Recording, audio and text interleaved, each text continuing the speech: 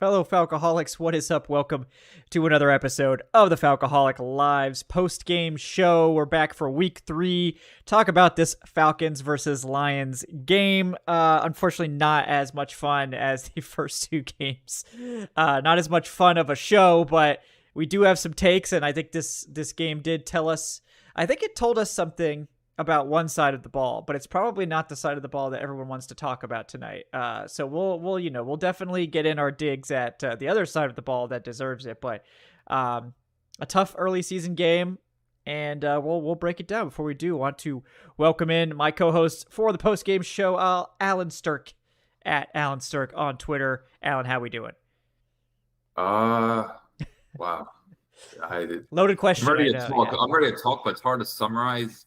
Because I tweeted, I don't have a single positive thing to say about the offense, but I was thoroughly impressed by defense. I haven't seen a Falcons defensive front play that well in 3 years.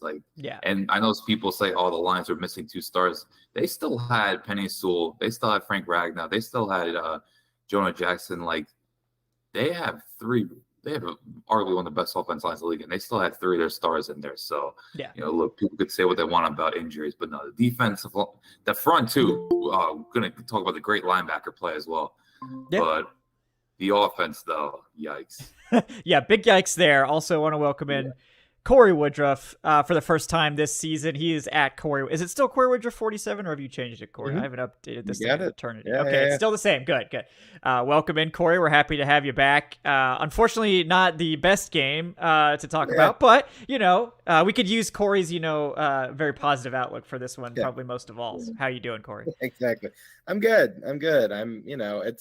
It's weird. I would say a couple of years ago, this is the kind of game where I'm kind of pulling my hair out and kind of yelling stuff at the TV, but I don't know. I'm still really optimistic about the future of the team. I just think that they caught a good team on a bad day and just didn't bring their best. And, this is still to me like a team in progression, and you're going to have setbacks. And unfortunately today was one, but I still really am excited about the future. I just, I'm not expecting a ton right now. I'll just, any wins we get, I think is fun. Right, that is definitely. That's why we need Corey, man. Yeah, exactly. We're just happy to get some dubs here and there. Also joining us, Jordan Watkins at Big 75 Fella. Jordan, what's up, man? How's it going? Obviously a tough game. I'm sure y'all have gotten to a good bit of it, but we just started actually moments ago. So okay. Yeah, cool. Yeah. So we'll get everyone's take. But I know this is going to be probably a spicier trench talk this week, I would think.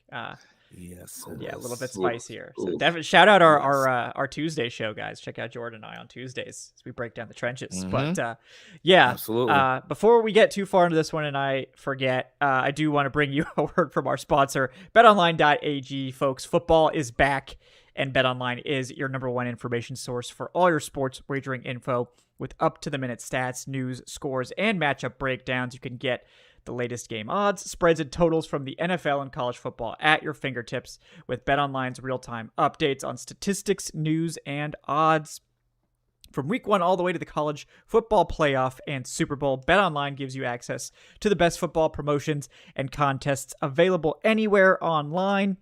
Like I said earlier, probably wouldn't have betted on this game, but I did also say something about targeting the Falcons passing overs, giving all the, Detroit injuries in the secondary, and that would have been a very bad call. So this is your clue not to necessarily take any betting advice from anyone. Go with what you feel, okay? Because then you have no one to blame but yourself. But no matter what you want to do, guys, head to your website today or use your mobile device to get in on the action. And remember to use our promo code BELIEVE, that's BLEAV, to receive your 50% welcome bonus on your first deposit. Bet online where the game starts. All right, we do have quite a few donations from Scat with the $5. He says, I need to hear an Adnan rant about this offense to soothe my soul, please and thank you. If Adnan appears, Scat will get right on that. You may have to wait until Wednesday's show, but I will make sure to deliver that message to Adnan so that he has something cooking for you on Wednesday. We got George with the $2. says, I got a lot to say. Okay, George has a lot of takes. We'll parcel out George's takes throughout the show because I think he brings out some interesting topics here. But first, hats off to Detroit. Their second round safety is far better than ours. UCF legend or not. Oh, getting that UCF dig in there. Wow, George. It's a what have you done for me lately league, and what has he done? Although my original choice at that spot was actually Liam Eichenberg. So yeah. I mean, again, kind of a dicey second round that year.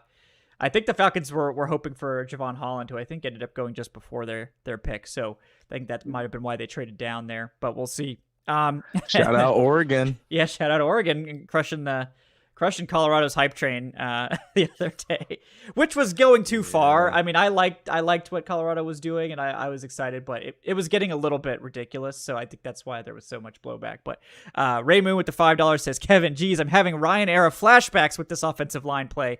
Yeah, and I think that's a good place to sort of take a moment to really get onto the offense, because just like we saw in week 1, Falcons eventually dug out of it in week 1. In this game, they couldn't dig out of it. They couldn't get away from the offensive line play being absolutely catastrophic. And it didn't just affect the passing game. It affected the run game, too. There was no room to run.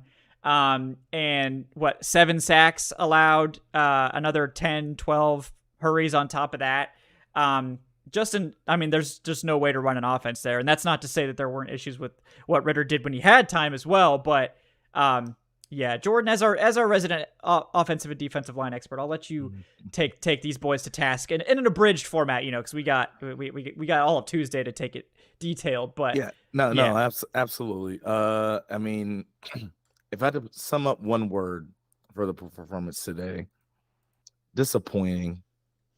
That's really what summed it up. I mean, you look at the inactives today.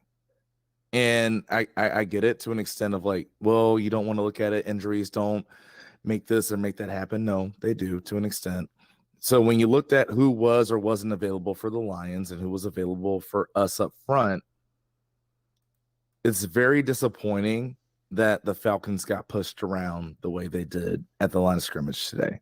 That's the best way I can say it. I mean, I know Aiden Hutchinson got his sack later on in the game. And he had some pressures, but no, the whole line was getting beat today. Yeah. I think that's the thing that's the most upsetting, the most frustrating about all of it. It wasn't, oh yeah, well, James Houston isn't playing, so you don't have to worry about Jake Matthews getting beat. No, Jake Matthews got beat. Bergeron got beat. Drew Dalman got beat. Chris Lindstrom got beat. Everybody did. And to your point, it's, even when you saw it, it felt like at least earlier they tried to get Ritter in a rhythm. He had some completions, especially in that second quarter. But shocking news to everybody: your quarterback can't get in a rhythm when he's under pressure the whole game. Like that's just the reality of the situation. So I'm very disappointed about that. D-line wise, and again, I'll make this as quick as possible.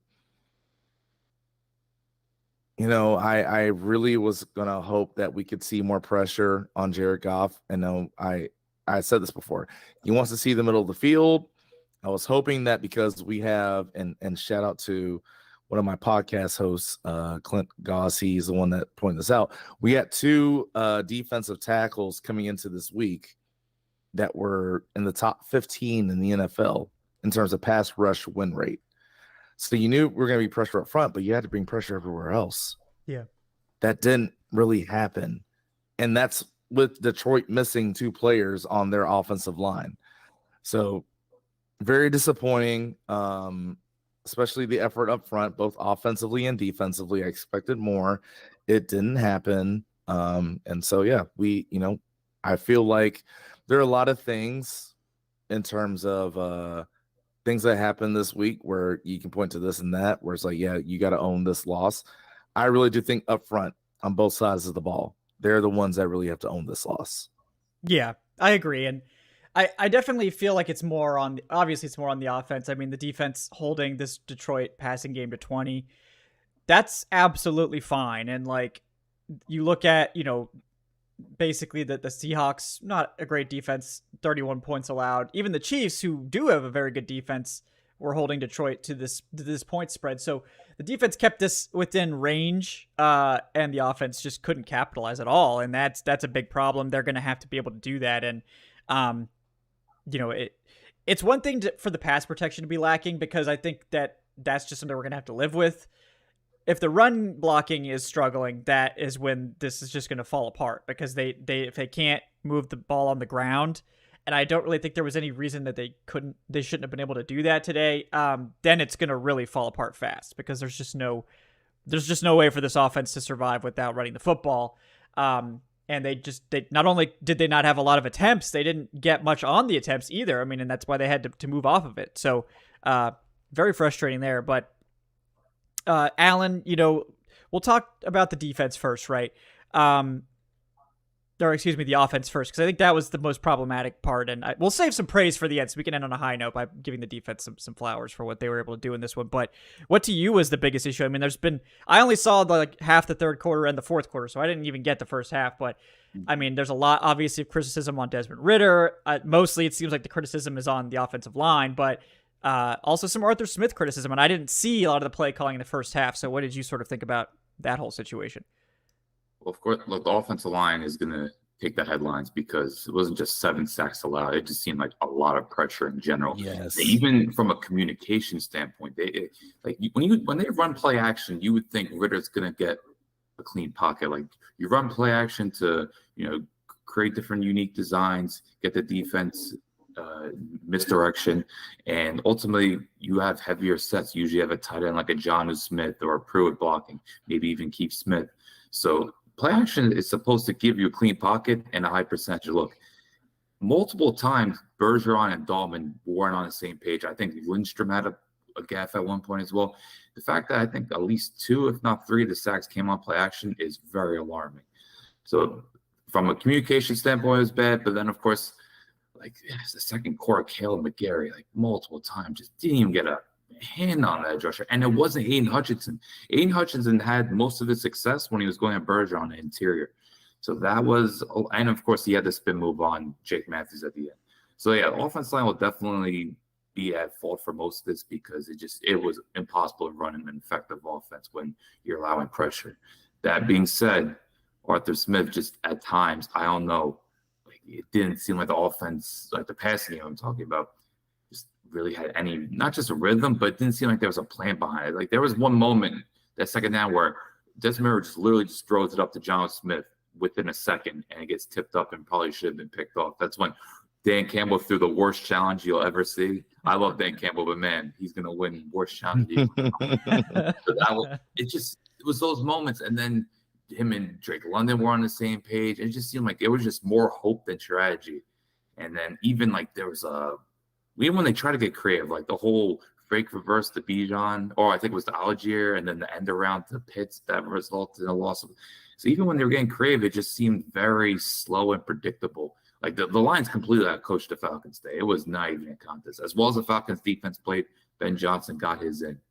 So I just think from a coaching standpoint, offensive line standpoint, Ritter, the interception look is starting to become pretty apparent. He should have thrown 2 picks today.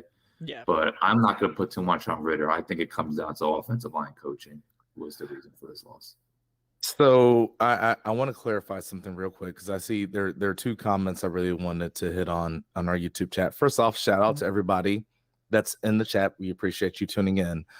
One thing I want to say is, even if you don't have a successful run game in terms of you're gaining yards, you can still have a good play action game. As long as you show that you're going to be committed to the run game, the defenses are going to bite to it. That's just going to happen. But here's the thing.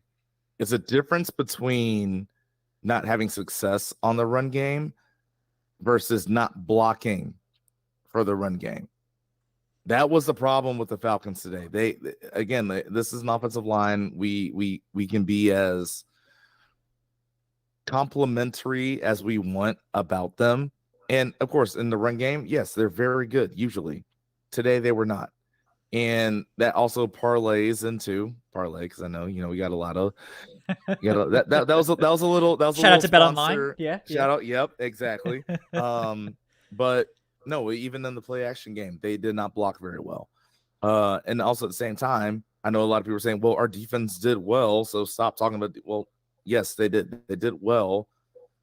The secondary, I thought, especially in the pass game, did very well. I still need to see more pass rush. Yeah, that's the big issue. Yes, I still need to see more. And if you want to get on me for saying that in terms of, well, the defense did well, what do you want? Well, no, I want more. Because again, here's the thing. We lost one game. I got it. This is a game I think we all, and all four of us in here would agree, the Falcons should have won. If you with the injuries, definitely. Yeah. Yes, they should have won. But at the same time, we also have to look at the bigger picture in mind. I think we all still look at it and agree the Falcons need to win this division. They should win this division. And if that's going to happen, this is what needs to get better. Pass rush needs to get better. It just has to. Pass pro on the offensive side needs to get better. So I'm not saying anything about the defense as a whole. I'm just saying here's the certain, particulars about the defense that need to get better to get where we all think this team should get. Yeah.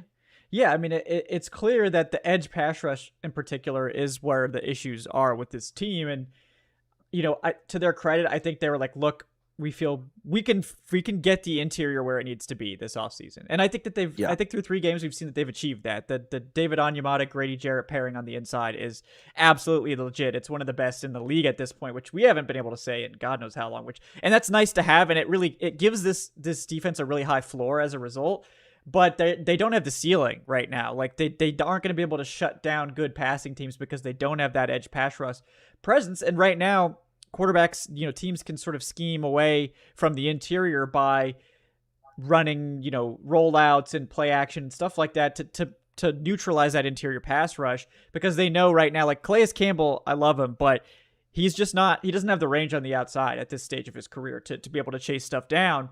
Does that mean I think he needs to not ever play on the edge? No, but I think his best plays on the edge are going to come as a run defender, and that's fine. But we need more speed out there. That's apparent. We need higher end play there. And Bud Dupree, again, not really providing that. So, and this is what I tweeted about this week. It's like, we need to see what we have in Arnold Ebiketie. He needs to be out there more, because at this stage, we're not getting it from anyone else. We don't have anyone else that can do this. We need Arnold Ebiketie to be doing this. And, I didn't see him much today, but I only watched a little bit of the game. So, I mean, did you guys see anything from Arnold Ebiketie in this one, or was he more shelved in this game? I want to get more Corey's thoughts. Yeah. I do admit I'm stunned by both you guys saying the pass rush didn't show up. I thought they were. I mean, I only saw the fourth quarter. So they made plays to me. Like, I'm not saying it's on a good level, but to me, Calais Campbell had his best game, but Dupree had his best game. They drew multiple flags on Penny Sewell. They got to the right tackle. Onyemata, I thought, had his best game. Grady Jarrett literally destroyed a whole drive and then had a couple hits.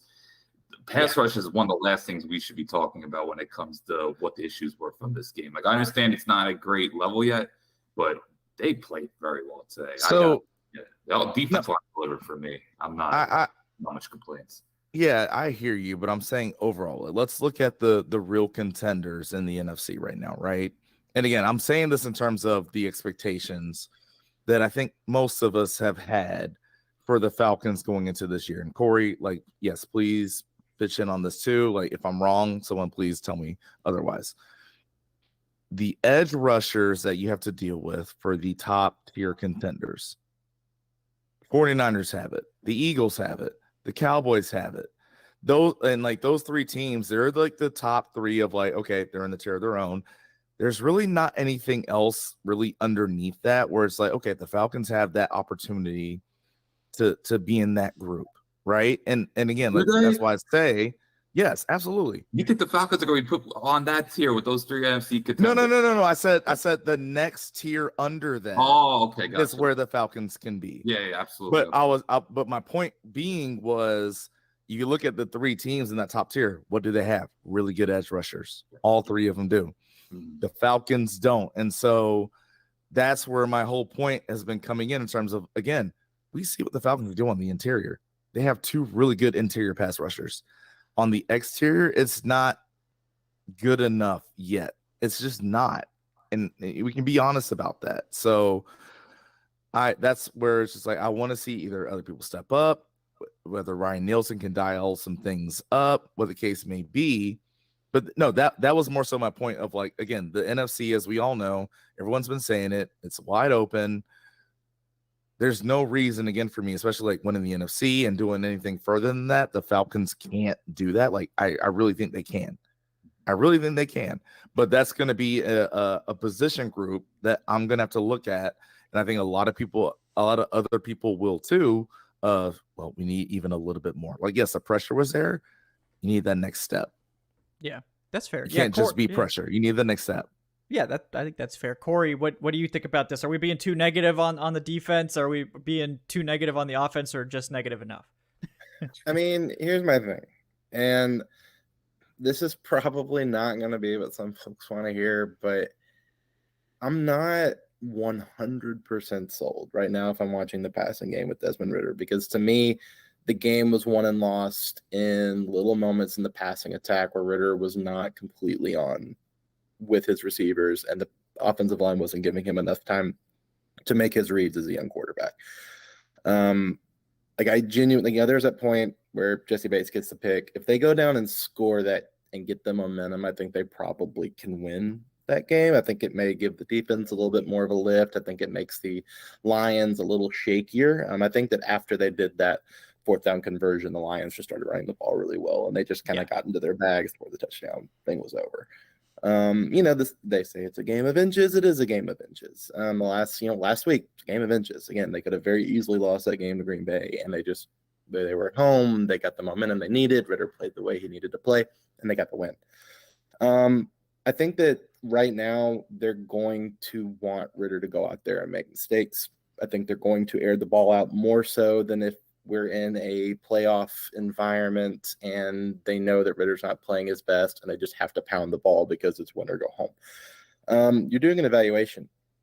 This is a 17, game evaluation for Ritter, to where they have to determine for the future if this is our guy or not. And if he's not our guy, we're going to have to go get some sort of quarterback. The last couple of years has not been good for getting quarterbacks. The entire time that Arthur Smith and Terry Fontenot have been doing this, the Lamar Jackson situation aside, and again, we still don't know how realistic it was that he was ever going to leave Baltimore, but this is probably the best option I think that they've had to get a quarterback. And Desmond Ridder, that kind of runs the system that Arthur Smith likes. And this year is his trial run, and I think that today, I think they probably lean on the run game a little bit more if they're not trying to get Desmond Ridder to the point where he can get comfortable throwing the ball on the road.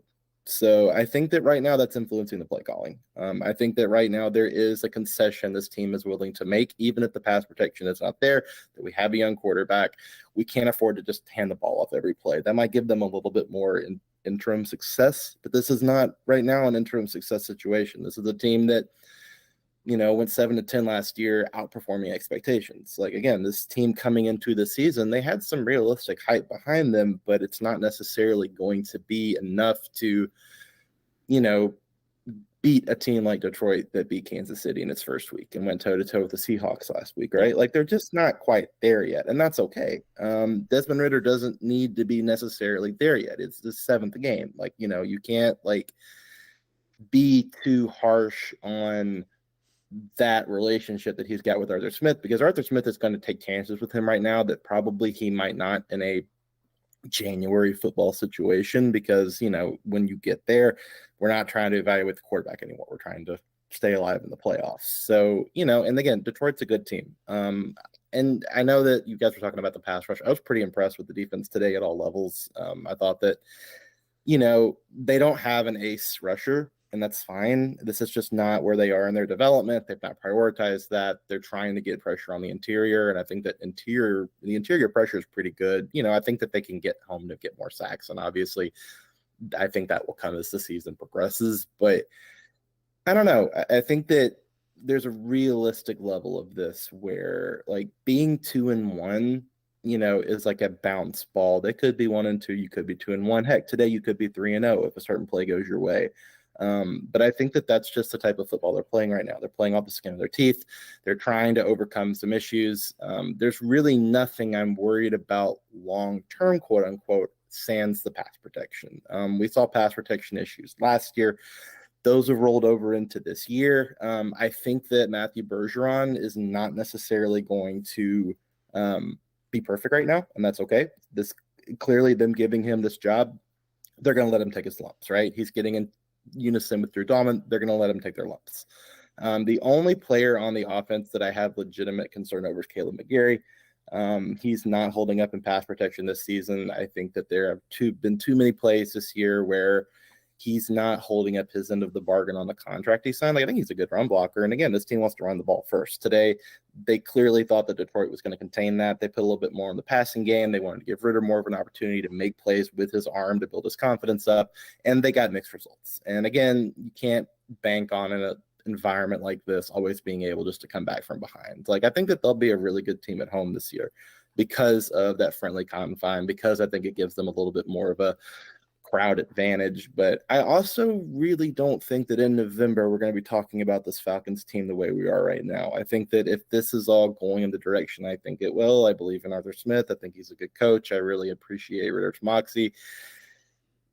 I think this season, if you're really hoping to win a playoff game, I don't think this is a Super Bowl team. I didn't think this was a Super Bowl team coming into the year. I don't think they're ready yet. I think that they're a year away, and I think that's fine. This is a transitional year to me to getting to where they want to go. But I have to see, like, at the end of the year, them figure out more ways to either mask pass protection issues or just improve on the spot. Because, if they don't want to stick with Ritter next year and they want to get a new quarterback in there, that they draft a rookie or something, then that rookie's future is going to depend on having a strong pass protecting offensive line. So, I'm optimistic for the future just because I believe in the coaching. I think Ritter can do the job. I think that they've clearly got much more talent than they normally have, but I think this Detroit game just shows that, like, there's still a ways to go. And today was a reality check. It sucks. It's tough, but I don't think that, I understand you can critique this and critique that, but I also think that the franchise deserves a little grace right now. They're still trying to figure things out. And today they got smacked in the mouth. And I don't think that a team right now that I think has done a lot of positive things to get where they need to go can be judged too harshly by getting smacked in the mouth. But for a football coach and who loves to run the ball and has preached the value of having offensive linemen and stuff, I think that pass protection is going to have to be their big issue going ahead. Like, I think that the defensive lines they're facing in the next 6 weeks, there's really not a day where you're just looking at a defensive line and saying, oh, they're just going to be able to, push them out of the bounds, right? Like, they're going to face some good pass rushes in the weeks to come. So I hope to see improvement there. If we don't see improvement there, then I think that you have to have a conversation about what's going to happen with McGarry's future. Again, Lindstrom's locked in, Dalman's locked in. A lot of those guys are going to be here, but I'm optimistic. But at the same time, I'm also realistic that the team's just not going to be at a point right now where they can probably win this game. But I hope by the end of the year, they're much, much closer to where they can. Yeah, we've got a ways to go. It's week 3. Those of us that made our predictions preseason, I think most of us, if not all of us, had this as a loss. So this doesn't really move the needle for me. Obviously, you'd like to see more. You'd like to see the pass protection in particular play better. That was I think the biggest shock is Detroit's down 2 of their defensive line guys, and Josh Pascal and James Houston, and the Falcons still get their pants pulled down in this one. So, Jordan, I know you had a thought. Please continue. Yeah, so a couple of things here. First off, and again, I'm watching the chat. Again, shout out everybody in the chat. So if I call you out or I say something, it's not because I want to make you look foolish or anything like that. No, it's like I'm telling you, I acknowledge you. First off, Edward, to say that Kyle Pitts is not running crisp routes, that's ridiculous. We can go even back to the tape last year. All the times that Kyle Pitts was open, and again, because of the quarterback his accuracy, it just wasn't there. You even saw sometimes this week, Kyle Pitts was there. It just didn't work out. So that was one of the things I want to say. And to Corey's point, here's where I guess this game frustrated me. You had 2 teams coming into this where their philosophies from their head coaches. Again, it's physical, smash mouth, we want to hit you. We want to make you feel it, right? Like Dan Campbell's that way. Arthur Smith is that way. Arthur Smith had the healthier line on both sides. He had the healthier line. But it was still Dan Campbell's line in a lot of situations that dictated what the line of scrimmage was, and also like who was delivering the punishment. And obviously, especially it was our O-line against their D-line. But that was one of the things, again, where I was looking at this matchup, and as you know, the week went on and you saw who was available, who wasn't available. It's like, okay, the Falcons really should own the line of scrimmage. They should be able to run the ball. They should be able to do all the things that we've seen the Falcons do, not even just this year, but if you go back to last year, when there were certain lines of scrimmages that were compromised, they took advantage of it, and they didn't do it this week. That's the thing that's disappointing for me about it. Now, again, overall, like I agree with everything that's been said in terms of, look, here's the situation. You can go to London next week. If you come back 3-1, everything's fine. Everything's fine. But the way I look at this and the way I'm looking at the situation, what's going on right now is I want to be more than just fine. Yeah. And I think a lot of Falcons fans probably feel the same way. It's not just let's be okay and let's be cool, calm, and comfortable with this. No, it's okay to have expectations about this team. We expect to be the bullies at the line of scrimmage. And if we're not, it's okay to call it out. Especially if you look at the rest of our schedule and what we have coming up, we should be bullies more times than we are not. Yes. We're the bullies in week 1. We're the bullies in week 2. We should have been the bully in week 3, and we weren't. And so, no, it's right to call it out. Yeah.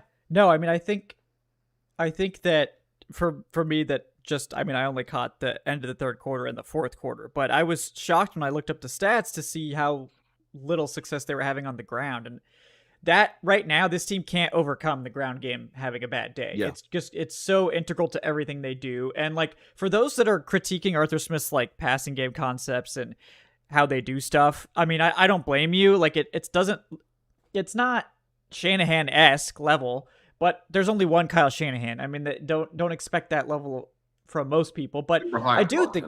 What's that? Super high bar we're putting there. Kyle. Yeah, that's so like if you're coming from that, that's obviously you're going to be disappointed with that, but it can be better. But right now it seems like their go-to when the protection fails is to start going to 8-man max protect, and I don't think that's a good idea long term. I mean, I understand obviously the thought behind it, but I feel like you got to figure out a way to have more options than just going to max protect with this offense. Like we talked about, last week and the week before, like you need to start incorporating the hot reads, and you need to have more stuff. You need to have more blitz beaters built in, because that's one place where this defense or this offense has consistently struggled. The offensive line is beating the blitz. Like it seems like there's just not a read there, or Ritter's uncomfortable with it, or it's just not easy enough to hit. Or it's like really obvious, like the swing pass to Pitts, where it's like everyone could see that play developing. Like that's not a blitz beater. That's like I don't know what that was, but it's like I don't think in a vacuum that play is necessarily bad, but like you're calling that to beat pressure, and they're just all over it right away. It's like they need to incorporate. They need to fix this quick passing game, because it's just very toothless at this point. Like we know what Arthur Smith wants. He wants to hit those intermediate routes. He wants to hit those digs, those outs, those corners, and then he wants to chuck the deep ball when he can, along with, of course, running the ball as much as possible. But the short passing game is just not dynamic right now. Like we need to figure out a way to get that more involved, but especially if this offensive line is going to continue to struggle, they need to find ways to get that ball in behind the blitz. They need to take advantage of guys that are crashing down and leaving space in the middle of the field, the edge of the field, wherever it is. They need to be able to take advantage. And I think that's one spot where I think Arthur Smith kind of has a little bit of a blindfold on, is he's just not good at designing that part of the game. And that's a place where he needs to develop. Obviously, Ritter has to be more decisive with the ball. That was a big problem today. The placement today was bad from what I saw in the fourth quarter. But again, at that point, he'd been sacked 6 times. Like, unless you're like a NFL Pro Bowl veteran that's used to taking that kind of punishment and just getting back up and completing passes, like no one's having a good day as a passer when they've taken 6 or 7 sacks, unless they're like Patrick Mahomes in the Super Bowl, where he's just like getting annihilated. Yeah. Right, where he's getting annihilated and he just pops right back up. Like it's so hard to not let that get into your head, especially when you're playing your 7th game at this point. So, I mean, we've got a long way to go. And like if you look back at our preseason projections, Adon and I and Eric, I predicted the team to end week 4 at 500, like, because I thought there would be growing pains and this wouldn't necessarily be a clean operation right off the bat. I did. So far, my prediction has been exactly correct for the preseason prediction, which is that I thought they would win the first 2 games and then they would lose to Detroit. I also thought they would lose to Jacksonville. Now, maybe Jacksonville's having their own issues. I mean, they just got pantsed by the Houston Texans. So, I mean, who knows how difficult that game will or won't be, but right now, we need to see growth. Obviously, wasn't really nice to see this team take a step back this week, but I think we can come away from this with an idea that this defense is actually pretty good. Like, I think 3 games in, the defense is further ahead than I expected. I think we could. This is a defense that we can rely on to keep the score relatively low, within the 20s, whereas in the past it was like we might have to score 30 points to win this game. The offense just needs to get above 20, 25 points, something like that. And right now they're just very inconsistent, and it looks painful out there. And Ritter is not like good enough at this stage to overcome the pass protection being awful. And Arthur Smith isn't a good enough play caller at this point to get around the pass protection being awful either. So something's going to have to give. Either they fix the pass pro, Arthur Smith takes a step forward as a play caller, or Desmond Ridder takes a step forward. And those are all things that can happen over the course of a season. But, the good news is that, honestly, this 4-game opener for the Falcons is one of the tougher stretches of the schedule. The Packers were, I think, expected to be good, and they just pulled off a 17-point comeback about Green Bay. I know people were like, oh, the Falcons beat a bad Green Bay team. Well, are they that bad? I mean, I don't think they're that bad. I think they're about the same as the Falcons, which is kind of like probably a winning record NFC playoff contender that's probably not in contention for being one of the best teams in the NFC, but it's going to be a tough ad every week. And at this stage, if they can't run the ball, this is what it's going to look like sometimes. We saw this a lot last season. Like, if they struggle to run the football, the offense becomes very one-dimensional, very predictable, and it looks really bad. And Arthur Smith has to find a way to be able to call a game that doesn't rely on the run game just destroying the opponent to win. So I don't know if he needs to consider hiring a passing game coordinator next year or something like that. But again, this is all stuff that's going to come next season, not right now. So it's tough. It's obviously tough to lose. Nobody wants to lose. It sucks. The Falcons are going to lose games. For me, I mean, I think we were being pretty optimistic predicting 10 wins. You're still going to lose 7 games, right? So this is going to happen. They're going to lose games. They just need to take steps forward every week. I think they got away with some stuff in the first 2 weeks. They didn't get away with it this week, and they lost. So we need to find a way to win that situation, obviously. So that's where we're at going into week 4. But again, still 2-1. No alarm bell should be going off anywhere. But I think you look at this tape and say, like, wow, if we can't figure out a way to get out of what happened in this game, this is going to be the blueprint for teams to stop this offense, because Detroit did it very well. So big props to Detroit for how they handled this. You don't think there's alarm bells with this offensive line? Think about this. Detroit had 1 sack going to this game. They couldn't capitalize on a Seattle team without Abe Lucas and Charles Cross, both tackles, being out. I know Aiden Hutchinson had a terrific game against the Chiefs on opening night, but no James Houston. Interior line is filled with low-regarded players. Like, it was just appalling, like, how bad the pass protection was. Like, just not – like, you can't have any sort of drop-back pass game, but then you can't even get play action going. And then you mentioned, I think, what was it, with Arthur Smith, just having a passing game coordinator, but I think he has to get better on third downs as well. Like, that 3rd and 6th play call was atrocious. He literally ran a power sweep to like the side where the lines were overloaded with defenders. And I know Lindstrom, who I don't think has played all that great, he missed a cut block. Bergeron missed some cut blocks. So the execution wasn't good either. But I just think if you're going to be going in these third down scenarios, it just time and time again, they were in 3rd and long. Yeah. And you can't have that with a 3rd round pick of a quarterback going to a 7 star in a very hostile environment. Give credit to Detroit. That is going to be a very hard place to win games. Yeah. That crowd was insane. Yeah, man.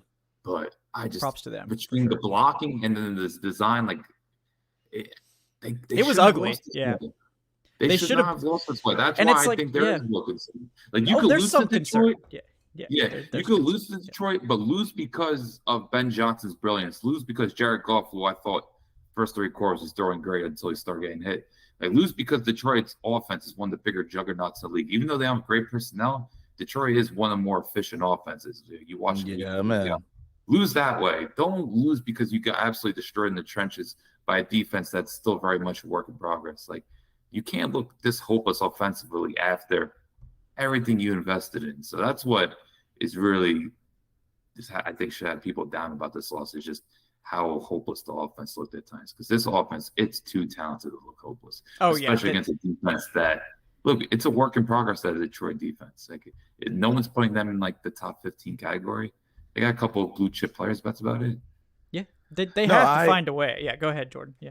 I was going to say, Alan, I agree 100%. Because, I mean, even again, if you look at the first 2 games, right, it was, okay, cool. It's the, it's the Derek Brown versus Chris Lindstrom game. We know how that works out. Week 2, it was like, okay, the Packers have their guys. It's going to happen. Again, like I said, outside of Aiden Hutchinson, most of the big-time guys up front for the Lions, they were out. So now here's what happens. You play Jacksonville next week. Don't think Trayvon Walker and those guys are going to be ready to go. You had to play the Commanders in 2 weeks. That D-line is one of the best D-lines in all of football. You got to play Tennessee with Jeffrey Simmons. You got to play, obviously, we still had to play the Saints twice. You got to play the Jets. I know, obviously, the quarterback situation for them is a lot shaky, but that doesn't mean all of a sudden their defense isn't still one of the best defenses in the league, like especially personnel-wise.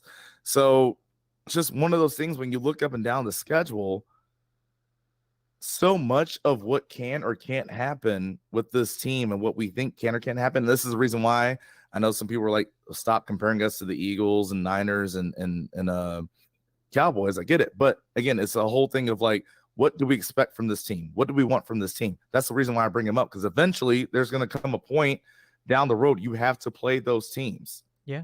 And so I look at those, it's like, you have to get the O-line situated. You have to get it figured out. They weren't good enough today. And they weren't good enough against a defensive line that we all thought, and I'm sorry if I'm speaking for everybody in here, but if I'm wrong, please correct me. That we figured we should have our way up front with the Lions D line with who they were missing. So the fact that we didn't, and of course, like some of the struggles that we had, especially last week too, like that's a red flag that's kind of being waved right now of, okay, here's one of the things that we were thinking we could hope to rely on for the Falcons offense that would make it be, what we thought it would be. And it's not being that right now. It's okay to call it out, like I said. Yeah, no, it's okay to call it out. I mean, I think that it's not good enough what we saw today. They have to find ways to, when what you're doing isn't working, they have to find ways to fix it. And like, honestly, like we saw that in the first 2 games, like where what they were doing in terms of their scheme wasn't working. They fixed it in the second half, against the Packers. They fixed it in the fourth quarter. They were able to start moving the ball. They got it together, but the offense was the problem the last 2 weeks as well. This time it cost them. So, I mean, it should be all alerts, all systems red alert, because this is now 3 games in a row where the offense has been a problem. Now against the Packers, the offense was much better overall. They just didn't capitalize in the red zone like they should have. This week, the offense is just a huge problem once again. And the 2 of 3 games now, we've seen the offensive line torpedo what they were planning to do. And there's just no excuse for these guys being that bad. I mean, especially Chris Lindstrom, who I don't think was the biggest problem today. But again, you expect more from one of the best guards in football. McGarry has been alarmingly bad so far. And Jake Matthews is getting older. He gave up a sack to Aiden Hutchinson in this one. But like, if you told me Aiden Hutchinson had like 3 sacks against Caleb McGarry and that was what broke this offense, I would have been like, yeah, that was one of the things I was worried about. But like Charles Harris, didn't he have 3 sacks? I mean, what the hell's going on? Like, what are we doing? Like, what is happening that you're letting these mediocre, average defensive players bully you up front? And also you can't run block either. Like, I don't know what's wrong with the offensive line, but it's not last year's offensive line. And then last week against Green Bay, they're dominant. So it's like, I don't know. And that was a better overall pass rush, drastically better. So like, it's just so hot and cold right now and maybe that's the thing. They play to their competition. They play sort of underman front, and it's like, oh, yep, we're bad, and then they play the Green Bay, who just top to bottom is so deep and talented on that D-line, and they hold them completely in check, and the offense actually plays really well. It's just like, I don't know how to predict it. Like, I don't know what the issue is because there's no consistency, and that's the biggest issue for this offense right now is you don't know that it's this type of rusher that causes problems or this type of play call or whatever. It's, every week it's something different. And so far, the offensive line, I think, has been the catalyst for the issues in all of the games that they've really struggled. And just to clear this up real quick. So sorry, Alan, I'll let you go in a second. AT, I'm not saying you plan the funeral for the Falcons. Again, if there's anybody, whether it's in the Falcoholic community or online in terms of people that are talking about the Falcons, you would know I am probably the last person that would say, start the funeral for the Falcons. I picked us to win the division. I still stand on us winning the division, but I'm also saying in order to win the division and do what I think this team can do, you better get some stuff fixed up on the O-line. So sorry, I just want to clarify that real quick.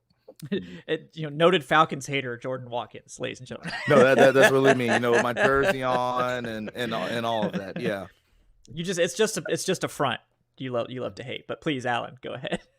Yeah, I definitely want to transition with Corey after this, but it's brought Max Protect before, and I know it could get annoying using it, but you look at last year, the San Francisco win, the wild win against Carolina, like at times it was effective for them. And if they have to go that route to make adjustments, because there's just little adjustments you saw the Lions make in this game that made a difference. Like I think Bud Dupree almost had that strip sack, maybe not strip sack, but it was like almost a sack forced fumble. Then he just absolutely pulverized the right tackle and hit Goff. The next play, they're chipping Bud Dupree. When at times you're gonna have to help McGarry just chip. Like John Smith's a capable blocker. Half pitch chip. I thought Bijan Robinson had good moments as a blocker today. I think he's improved. So if these tackles need help, I just think I do have a little bit of concern that Arthur Smith might be too arrogant for his own good. And I am a believer in it. I like him as a coach, but it comes to a point where if you have to use Max Protect, if you have to chip more, do it like the Lions did after one play where Goff got absolutely smashed and nearly had a fumble. They're like, okay, no, we are going to chip on Dupree now, like, by any means. And that's just these little personnel moves you have to make. So I hope watching the tape gives them a better learning experience, because I do think the Falcons sometimes can get a little too arrogant. And it comes to a point where if you're going to beat these teams that are going to be in the playoff, we know how good the Lions are. You're going to have to make in-game adjustments. And I just did not see enough in-game adjustments. And that's a concerning, considering everything this coaching staff has made out to be, because this should be one of the better coaching staffs in the league. We know what Arthur Smith's capable of, where I know Nielsen played a huge part in that State's defense being a top 5 caliber defense over the past 4 or 5 years. We have to see in these types of big games, because to me, this was a big game set. And to fall that short, it was pretty disheartening. Yeah, and I guess part of it. Please go ahead. Yeah, go ahead. Also, I was going to say part of it, at least offensively for me. Here's where I still, because I think for the most part, it's hard to question a lot of personnel decisions that this group has done, but there is one, and I still have questions about it. If you go back to last year and you look at the offensive line, what was the one question that everybody had about this O-line in terms of them being like one of the elite groups, like of the 5 positions? And I guess, to an extent, I know it's technically 2 of 5, but like the one that I'm talking about right now, like what was that one? The one that actually had a complete vacancy, or the one that we were trying to decide if we wanted to pay the guy or not? Yeah, exactly. Of like, I think you guys thinking Drew Dalman's at the default above our starters. No. Listen, I am a Drew Dalman fan. Like, trust me, and I'm a little biased. I'll concede that, because again, Stanford guy. Yeah. Also, shout out Kate, like his sister. That's my homie. But that. Like, we knew he was going to be there. There was one person, though, on this line of scrimmage that we knew, or it was a question of, is he going to be back? Are we going to bring him back? If we do, or if we don't, what's the what's the situation there. There's one guy that we all knew there was a question about. It was Caleb McGarry. Yeah. So far through 3 weeks into the season, who was one guy that we've had a question about every single week during this season? It's Caleb McGarry. Yeah. It's been Caleb McGarry. Yeah. The worst And nightmare that's of got so, paid and yeah. phoned it in has come down. I'm just kidding. I'm sure Caleb McGarry's working hard. Like, I'm not trying to call. Oh yeah, he absolutely is. I know he is. I played against him in college. I know he's working hard. Yeah. But at the same it's just time, not working. We can call we can call a spade a spade. Yeah. Yeah, it is, and it's tough. Like, I don't know what the issue is. He seemed to find that consistency last year finally. And no one was ever confusing him with like a great pass protector, but he managed to find, I think, some solid play and really correct some of the issues we'd seen in previous years. He was able to be more consistent and get things going, and to where it wasn't an issue week to week, really. And he actually had some good games against some tough players, but this year it's been really bad. I think it's bringing down Lindstrom, who I think is trying to cover for him to some extent too, and I think that's part of some of Lindstrom's struggles, that he feels like he has to try to shade to that side because he knows there's problems there. And I think the run blocking on McGarry's side hasn't been as good as we would hope either. I mean, against the Packers, absolutely. They crushed it, so deserves full props for that. But it's challenging. And it sucks because I think we've gotten better than expected play from Drew Dalman, who I think has definitely shown that he's the center of the future through 3 games. And you wouldn't say that with definitiveness. Like, I the whole Drew Dalman thing. I don't. They love him. He's cheap. I don't get it. He's the center of at least the next 2 years. I'll tell you that. you said that with definitive. Yeah, I mean, I look, like, they had a choice to take the best center in the draft, and they chose to not do that. They had multiple opportunities to do that in this draft class. If they had any concerns about Caleb McGarry, I think they would have done that. So I think they're extremely confident in Drew Dalman, and also it helps that he's a 4th round rookie.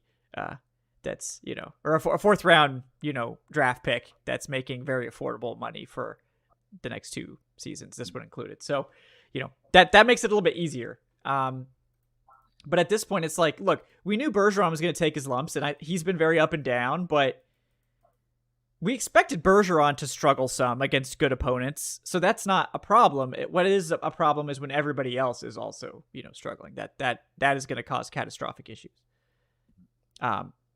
Yeah. All right, so let me get to some donations. I'll finish with George's because he made kind of like a sweeping point, so I'll get to that all at once. Mike Person was better than Drew Dalman. That's a horrible. That's a hell of a take. As long as you don't need, look, Mike Person was elite. As long as you didn't need him to snap the ball. If you needed Mike Person to snap, it was a big problem. But if he just had to run block, Mike Person was fine. So, but yeah, and now we need Mike Person, and we need someone with the last name Guy, so it could be like, he's a person and that's a guy, Yeah. I'm curious though, Corey, are we being too critical of the offensive line? Do you think that we should fall more on Ritter and the coaching staff?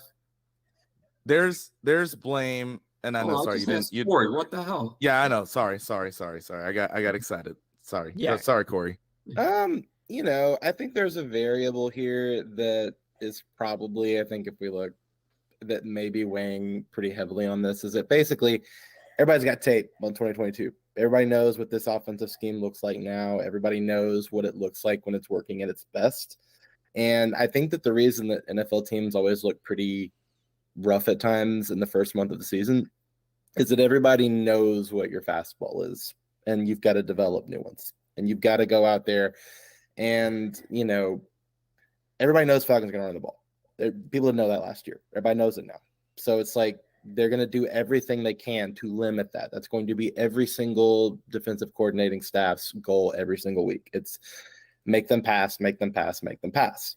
And again, I don't blame the Falcons today for wanting to pass in the secondary. It was banged up, but I also feel like that they can't, they probably know they have some deficiencies in pass protection, but it won't stop them.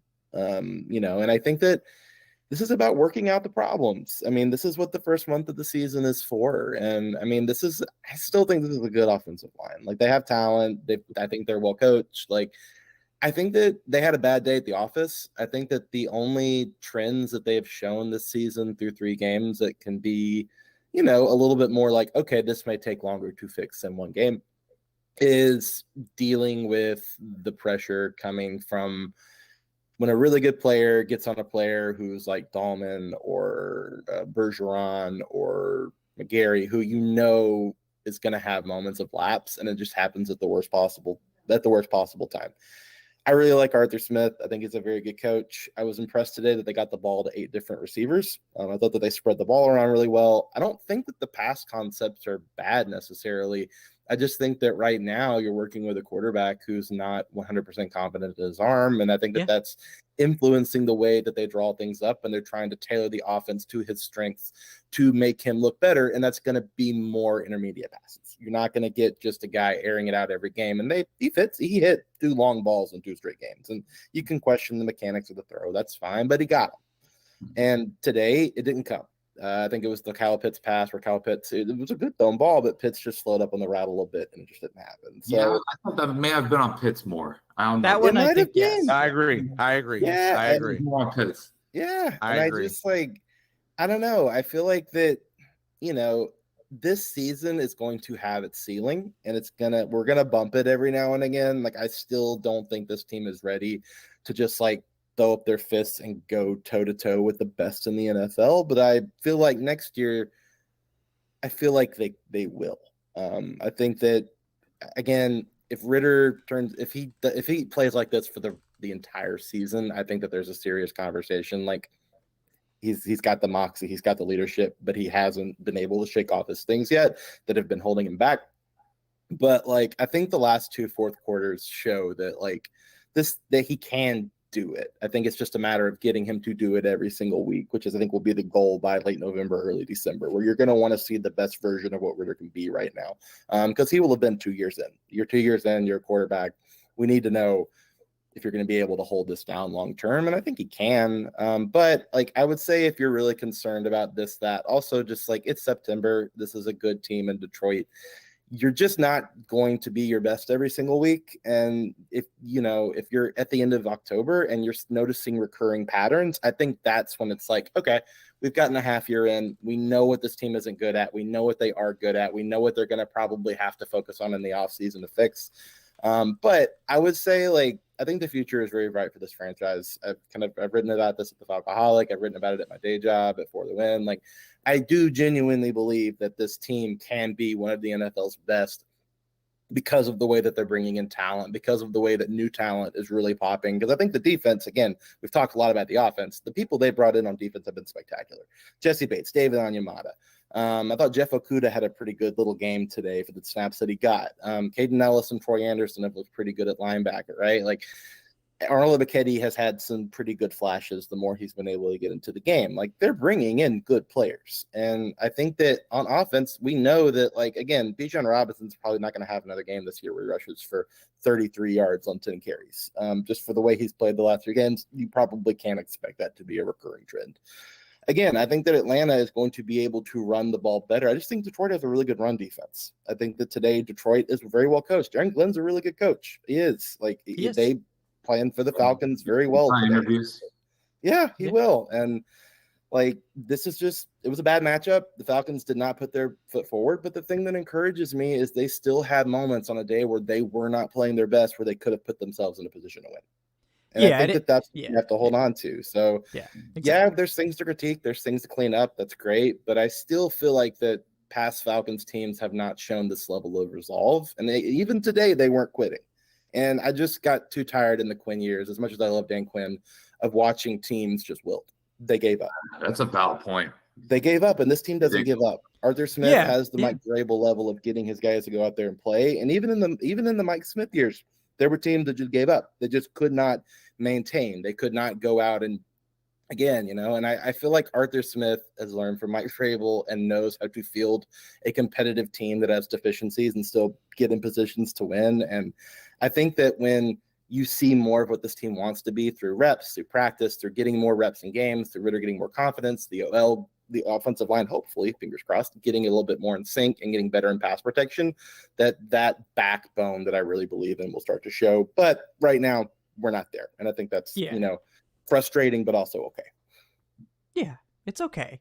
And like, you know, if this is, I think those of us that really watched this team last year, which is probably everyone in this room, including the chat, I think if you were expecting this offense to just like take off immediately, I think you were probably going to be bound for disappointment. Now I think we should expect more than 6 points. That's obvious, but this is like very much a work in progress still, and it's going to happen sometimes where they're just going to lose to teams that they shouldn't lose to. I mean, if you go back and watch our season predictions, if you want to get my take on, like, I predicted them to lose to the Bucks, I predicted them to lose to the Titans, just because I was like, look, this team's going to lose some games that they shouldn't lose. But it's going to happen. Like, there's going to be bad days. Stuff is going to go wrong. Like, when you're 10-7, you could be a great team, but you're going to lose some stupid games. And this team just isn't far enough along to be at a point where you're expecting them to just have this flawless season where they win everything they should win and lose just a few nail biters here and there. Like, if this offense still looks like this at the end of the year, then obviously we have a big problem. And, you know, it just is what it is. Ritter's played, this is his 7th game now. He hasn't won a road game yet. So he's going to, if he can't win road games, he's not going to be the quarterback next year. He may not be the quarterback much longer, you know? So it's nice to be able to win at home. So maybe he can just be this undefeated home quarterback. But, you know, you got to be able to win on the road too. And clearly the timing and the chemistry with everyone's not there yet. We've seen this through 3 games. It's going to have to get there quick. I mean, you can't keep doing this for long, but starting 2-0, it buys you some time.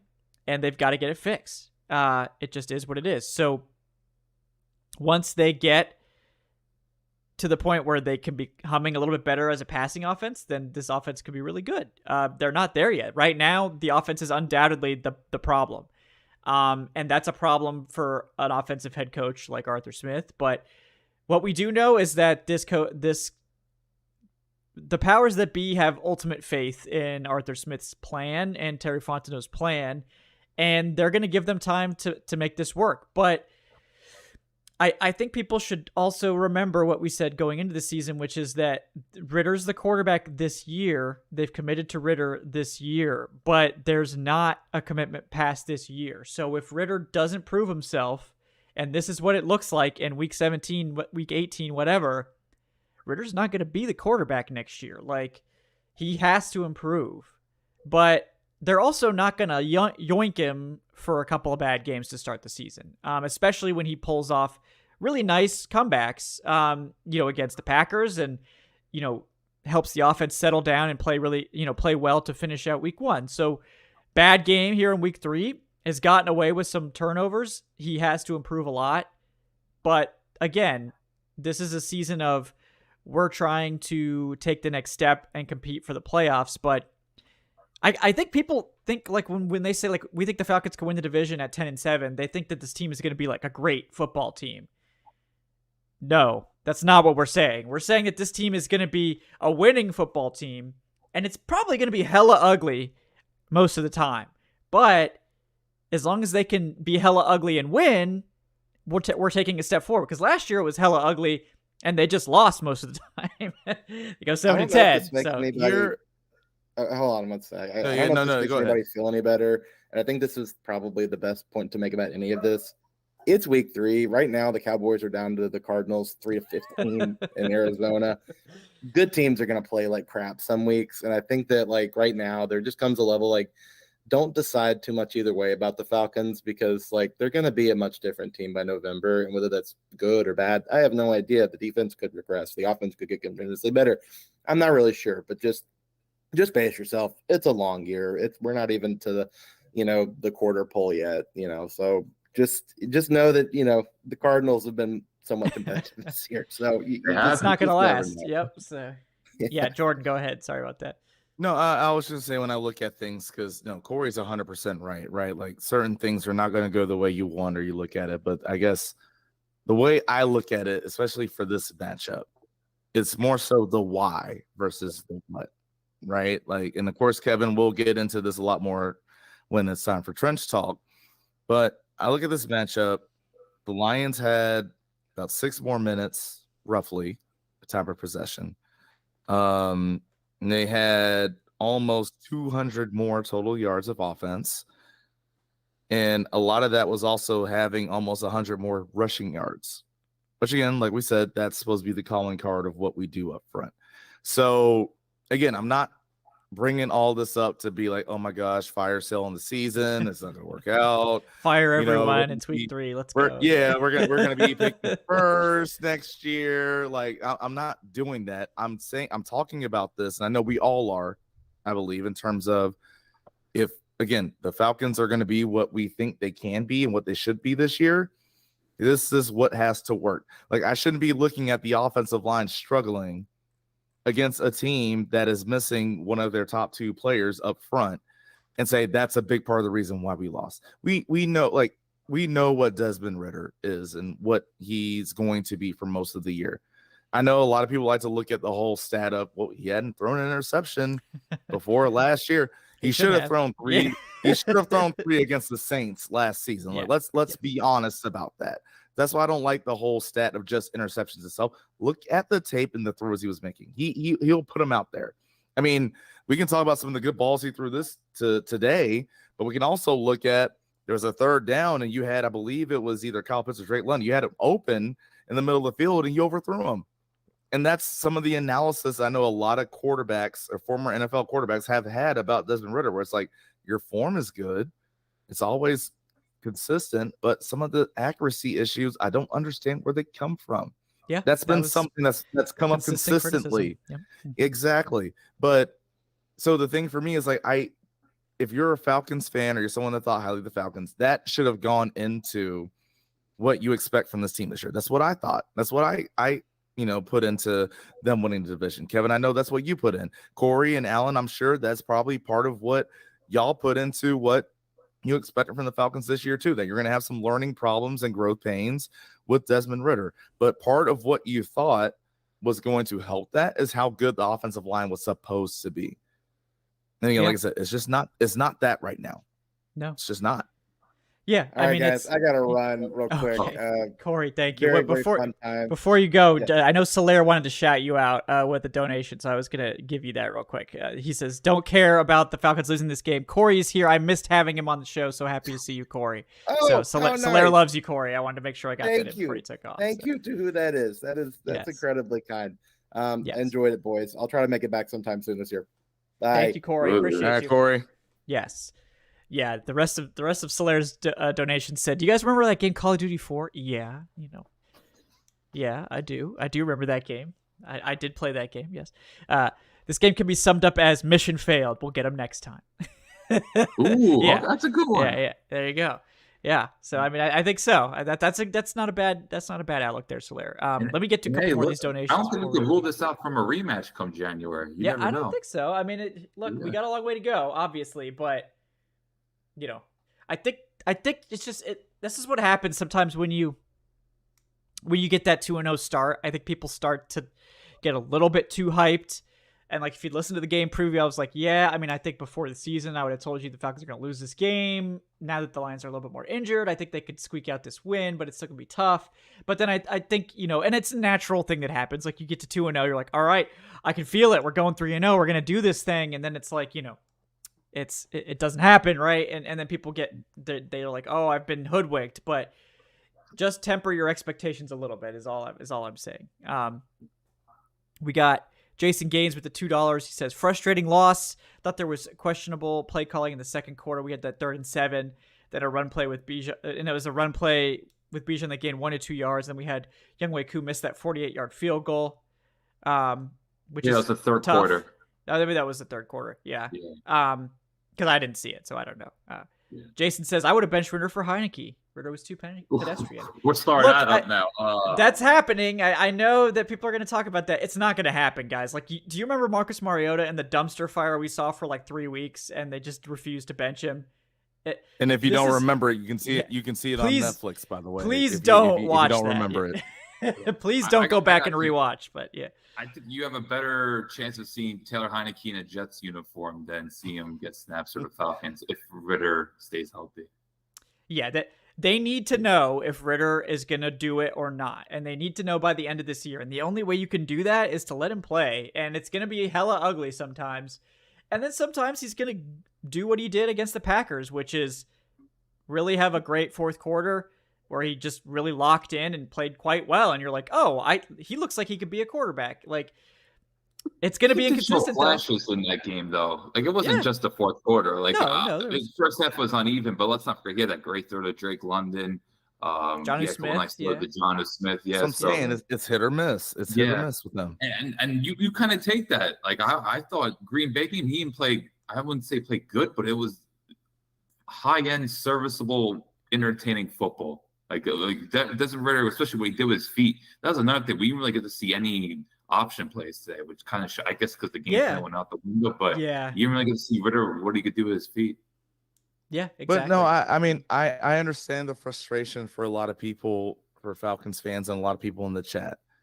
In terms of there's two different ways you look at the Falcons team this year, in my opinion. One is the moves that they made this offseason. Right, signing Jesse Bates, bringing in Calais Campbell, bringing in David Onyemata, list goes on and on. Those are moves that you're saying, okay, we're ready to win now. Like, we're trying to win now. We see what the NFC South is. It's time to take advantage of it. Let's win it, and let's make some things happen. But then on the other side of it, you have a quarterback who, again, I'm a believer of Desmond Ridder, but at the same time, I understand it's still a developmental process with it. Like, you know, there's some things that you got to live with. So for fans, and I get it from this standpoint, and if y'all disagree with me, please feel free to disagree. You make these moves to say, like, hey, it's time to win. It's time to win now. We're going after this. But then at the same time, you have the most important position on your team, quarterback, of, well, yeah, you know, he's got to take his lumps and pains. He's got to grow. It's like, no, you can't have both of those together. It's, if you thought he was good enough in terms of Desmond Ridder, if you thought he was good enough to win now and like make some things happen in this conference, it's got to be done. And again, it's where I get frustrated. I'm sure a lot of fans are frustrated. And again, like, if you're in the chat, please feel free to comment on this. Vent. Yeah. This is the place. Please. This is the place. It really is. See that, like, when you see the offensive line is not doing what we expect it to do, when you see that Desmond Ridder might not be as far along in his development as we thought it was going to be in terms of being the Falcons team, I think we all think and expect the Falcons can be. And I still think they can be, right? I still think they can win the division, but it's still like, okay, hold on now. It's not how I thought it was going to look, or I thought it should look. You have a right to an extent to have some hesitancy with that. Yeah. And I think that's where I am. Again, Kevin, maybe, like I said, correct me if I don't want to speak for you, Alan, same for you, but it's just like, that's kind of how I feel about this, where it's like, okay, you put all your chips in Desmond Ridder. Cool. I'm with it. I love it. I love the fact that, you know, whether you're right or you're wrong, you stuck to it. Right? And you'll know something at the end of the year. There will be no question. Yes. But at the same time, it's, since you did that, but you did all the other moves that you did this offseason too, you better be right.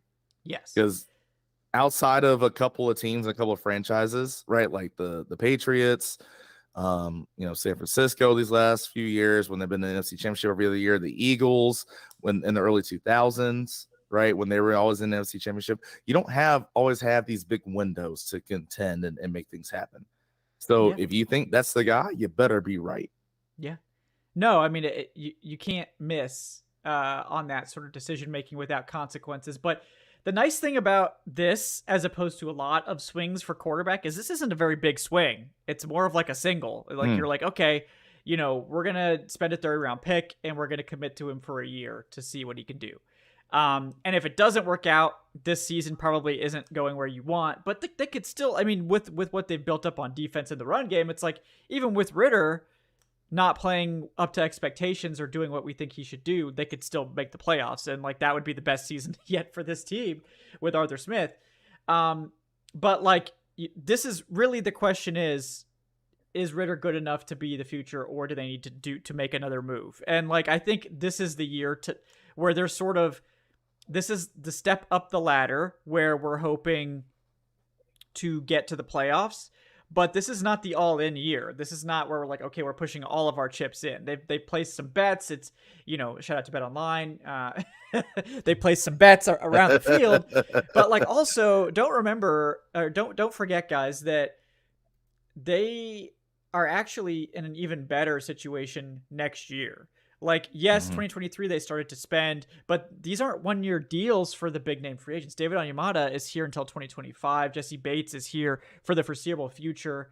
Lindstrom and Jared are extended out. This is Jake Matthews' expensive year, and he gets a lot more affordable on the cap going forward because of how they structured that contract. Even Caleb McGarry, like, if he doesn't play up to par, they can move on from him next year. It's not great, but they can make him a post-June first cut and still save like $7 million. So like, they're not even tied to McGarry past this season. So if you look forward, like, this is way too early to be planning for 2024, first of all, but like, yeah, regardless of what happens this year, they are better suited to make moves next year than they even were this year. So this is just the first step up the ladder. The hope is you actually climb the ladder, you get to the playoffs, but no one's really expecting them to make noise in the playoffs. Maybe they get lucky, or maybe things really click. But like, if they need to go out and trade for a quarterback, or trade up for a quarterback, or really do anything at all, they're walking into 2024 with $50.8 million in cap space before any moves. They've got what is probably going to be an extra second round pick from the Calvin Ridley trade, because Calvin Ridley's been great so far. It seems unlikely that the Jaguars aren't going to extend him. So like, they've got extra picks, they've got a full complement of cash. Like, this is not an all-in year where they're like, well, if this doesn't work, then we're screwed. Saints, who just blew us. Well, they do that every year, but they always find a way to have cap cycle. space. They always find a way to have cap space. It's crazy how they works do. out. They seem to make it. But speaking of, Guy Fieri with the $2 says, guys, it could be worse.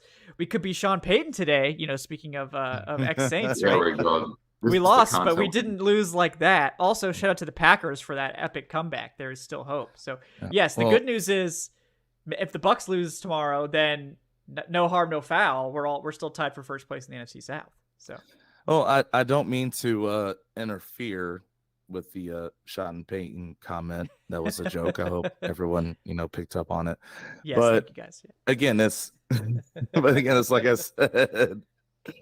With this team, again, it's just expectations this year.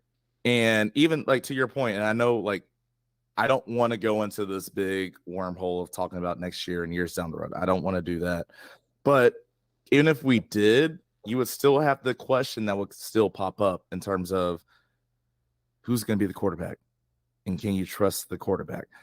And again, I will say this, I'm going to keep saying it until I have seen enough to be like, okay, you know what? I was wrong all these weeks. I really do think Desmond Ridder can be a guy. A guy. Like I want to make that clear. I didn't say the guy. I said he is a guy.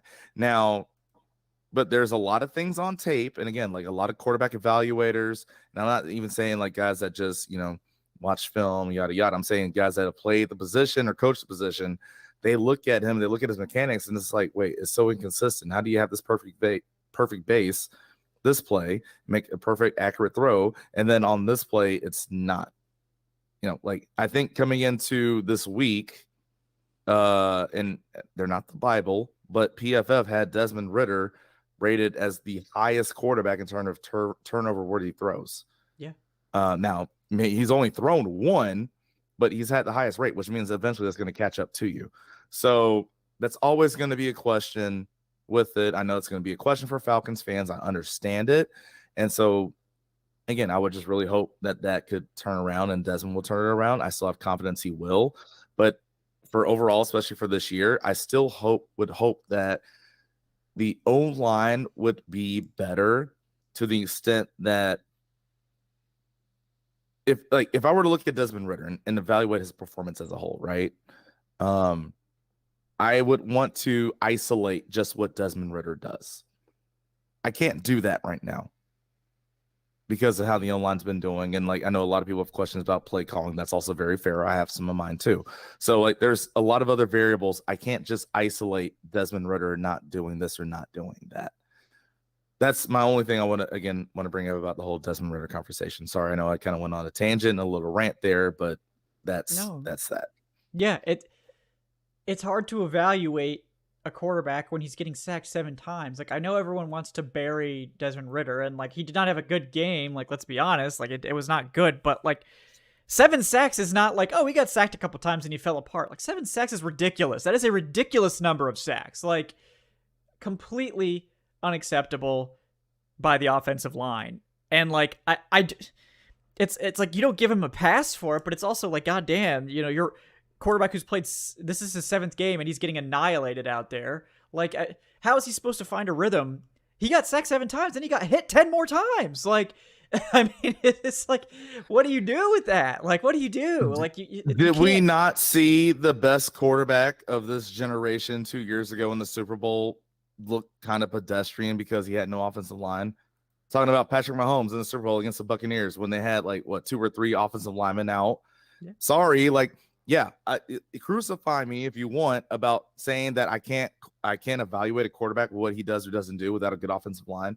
But I literally saw the best quarterback that we have in the game right now, Patrick Mahomes. And if you disagree with me in the chat about Patrick Mahomes being the best quarterback out there, you're stupid. But that being said, I've seen him look not good, and it's not his fault. He had no time to make things happen. Yeah. So I'm gonna hold Desmond Ridder the same thing. Like, yes, I've seen a lot of mistakes that Desmond Ridder has made when he's had times, and I'll call him out on that. But as an overall spectrum of evaluation, it's hard to evaluate him, especially this year, because of how the O-line has looked. Yeah, it's tough. I don't, you know, Ritter has to play better, but also like the offensive line has to play better. So like, I mean, I expect more from the offensive line than I do from Ritter. So when the offensive line is getting their, you know, pants pulled down, I mean, it's just like, that's why I critique them more, because we should have higher expectations for that unit given what we've invested. All right, let me get to the rest of these donations before we sign off. Noah C with the $5. Thanks, Noah. Shout out to the mod team. He says, defense looked great. Desmond Ridder looked a little lost out there with those passes. Yeah, I mean, yeah, he did for sure. We got Solaire with the $2. We can't escape the draft takes. They're coming. I have a feeling I have a feeling the Falcons might pull a San Francisco and trade up for Caleb Williams. Although I still think we're a playoff team, to be honest. Guys, I feel like the Lions went their final form against us. They are good. Period. Yeah, the Lions, I think. Look, yeah, go ahead. Yeah. Oh, no, sorry. And I'll let you keep going, Kevin. I'm just looking at the chat right now. All right. If you think Joe Burrow is better than Patrick Mahomes, again, sorry, you're wrong. He's not. Patrick Mahomes Joe Burrow's is the very best good quarterback. You know. Yeah, he's very good. Very good. Patrick Mahomes is the best quarterback in football. Yes. He is. And has been you for know, many years I now, see so, yeah. I see some people talking about Tom Brady and what he was doing. Like, yeah, Tom Brady might be the best quarterback of all time if you want to put him in that way, fine. Of this generation, what's going on right now, it's Patrick Mahomes. Sorry. Keep going, Kevin. Solaire's trolling you also. I see that. No, I see you. that. But again, Solaire, so no, Yeah, with that yeah. being said, first and foremost, appreciate you tuning in. Appreciate your comments. Thank you, Solaire. Like, thank Yes. you. Thank you So for keeping it light. I want to. Yep. Yeah, no, thank you. Really. Yeah, thank you guys. All right, we got a 2-pack. We got a couple here from George Costanza. So George says, I think the primary problem with Ritter is his ability to deliver against the rush. He just seems like he can't make that powerful throw into the one-on-one on the outside. Like, he needs to step into that. His miss on 3rd and 7 in the second quarter to Pitts was an example of that. Again, I didn't see the play, so I can't comment. Maybe one of you guys did. That's a good play. Yeah. I guess not, Corey. He said, I'm not used to the chat. I was like, he might be right. Yeah. He's got to get his legs in, because we mostly have been doing the recorded shows. So now we got it's stepping up to the big leagues here on the the hostile chat that you can't trust. Yeah. No, shout out to you, Corey. Shout out Solaire. Shout out everybody that's tuning in. No, we really do appreciate it. Baptism by fire for Jordan here on the post game. So, thanks, guys. Appreciate you. George again says, look, Jameis Winston will be a free agent next year. Say what you will about him, but he does have a powerful arm and game moxie. He would definitely make defenses afraid of the deep ball. I mean, that is what he does. That's true. He says, I don't think we're going to end up with a quarterback in the draft. We just need someone who isn't Mariota or Mariota light. I think we'll still have to see. I mean, it's still early, George, but yes, like you look at where Arthur Smith was successful, and that was with Ryan Tannehill, who was a decisive thrower, very accurate, who had a little bit of athleticism, also like a 10-year vet by the time he got to Tennessee. So if Ritter by the end of this season isn't making any strides towards that, they're probably going to look at getting a veteran. I mean, Kirk Cousins, he'll be a free agent, right? They haven't extended him yet. They could go into the bidding there, or maybe they try to trade for somebody else. We'll see. But, we got a long way to go, but I don't think, like, if Ritter doesn't work out, they're going to be aggressive to acquire the quarterback they think is going to get them there, because Arthur Smith will be out of time. 2024 is going to be it. Like, he needs to be able to show that he can win. So we'll see. George Stanzik, a couple more thoughts here just to close this out. Thank you, George. Appreciate you. Says, the O-line right now is not pass blocking well, but we did see how Tom Brady year after year was able to neutralize the pass rush with that quick passing and accurate placement. Are we absolutely sure Dirk Cutter has left the building? That's a good one. I love that. Yep, I love that. That's those screens that make me question.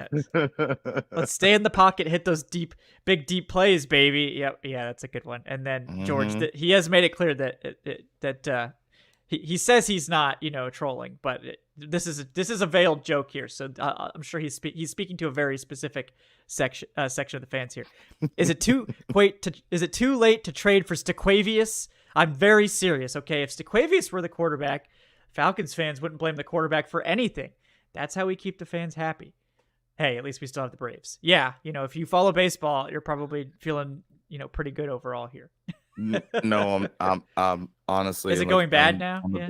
I'm very nervous. And I say that because, Max Fried, he's had his blister issues. Charlie Morton just went on the IL. And they already said probably won't see him till the NLCS. We all know how great this offense is for the Braves. Like, there's no questioning that. I've said for a while, because going into a series, that there were two starters that I would trust, right, for the Braves going to a playoff series. Spencer Strider and Max Fried. Well, one of those, they've been having blister issues, Max Fried. And after that, it's who's going to step up. You would hope Charlie Morton was going to be the third guy. Well, he's not there right now. And then after that, you had a lot of questions. Like, I think we all would hope that, Kyle Wright would be ready, but we saw him in his first start. It was not the best. So I am very concerned about my Braves, especially if we have to play the Phillies in the NLDS. I think the Phillies are going to be the biggest threat that the Braves would have to play, even more than the Dodgers. I really do. Yep, that's fair. Fair take there. All right, we got Corey with the $2 says, is Koo still getting a pass? I mean, he's been a little shaky. He's been a little shaky. I mean, he's not getting a pass. He and that'll segue us into our prize pick here in a second, our prize picks segment. But, I'm not concerned at this point, but yeah, I mean, he's got to be able to hit those consistently. It's still early in the season. But I think for the most part, Koo's been fine. He has had a couple misses. If it continues, then it's going to start to be more concerning. But at this stage, I mean, a 48-yarder is not a gimme.